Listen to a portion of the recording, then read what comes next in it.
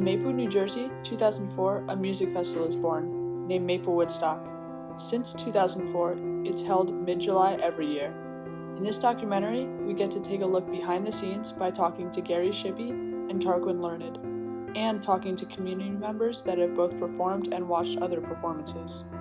Yeah, how long have you worked at Maplewoodstock? Okay, so I was one of the original founders, and that would be, I believe it was 2003, I think. What makes you keep coming back to Maplewoodstock? It's a great event. It's like the party for the neighborhood, for the community, and it's just great fun with music. It's work to put it together, but we enjoy doing it. So yeah, I'd have trouble leaving it. I don't know that I could just becoming an audience member. I would, because I've been too involved with it. What is your involvement exactly?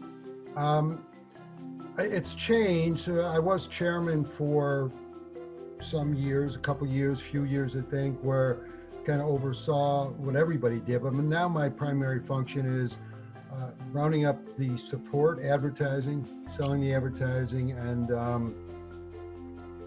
taking care of all the finance. So I'm more the finance guy. I used to book all the bands. Tarquin's taken that job over, so he gets to do all the fun stuff. Who is your favorite person that played at Maplewoodstock? That's a tough one. I have a feeling you were going to answer that. I didn't think of that beforehand. There were so many good ones. I personally liked Josh Ritter because I got to walk with him and talk with him, and he was like one of the nicest guys you could ever meet. And I thought his performance was really good too.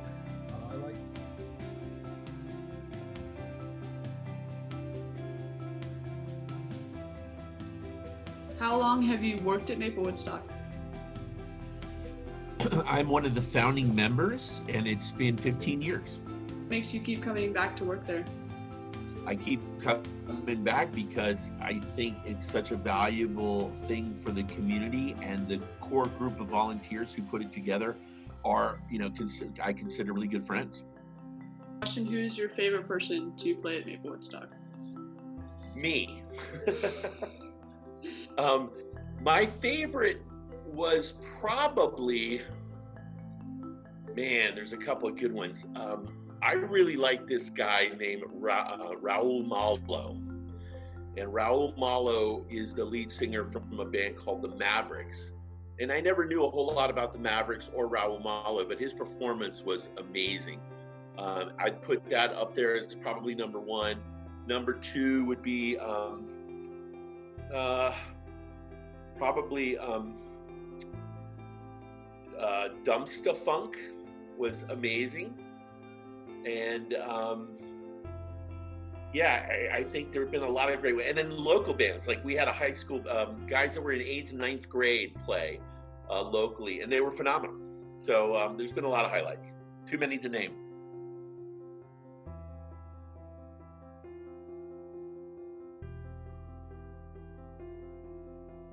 What made you guys want to play in Maplewoodstock? Like, what drew you to? I'm going to go to Julian first. Yeah, well, I mean, it was just kind of like, it just felt like, as a kind of local band, it was the big show in town. Not only did you guys perform, but you are or were community members. How was it watching Maplewoodstock? I would go because, again, I mentioned because we live so close, and I would, it was hard to ignore it. I mean, it went from a back of a trailer festival to something pretty big and something that people look forward to. And you get a blanket, you bring a bottle of wine or beers, and you sit, and your kids run around. So it's at Memorial Park, so it's relatively confined, and you can sit with friends and hang out. And